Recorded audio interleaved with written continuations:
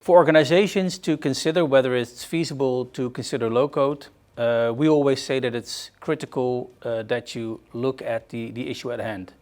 And I always advocate that, for instance, if you want to digitize a process that has been digitized 1,000 times over, like finance or HRM, then you shouldn't consider low-code and not USoft as well. You should select a commercial off-the-shelf system because they're very good, very stable. But when the process becomes increasingly unique or specific for your organization, when you require a certain amount of flexibility towards future developments, and when a process yields a specific competitive power for you, then it's very feasible to look at low-code.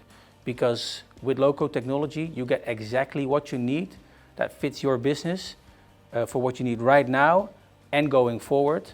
And therefore, it's specifically suited for processes and digitization requests that you have that are specific to you and need to fit with your business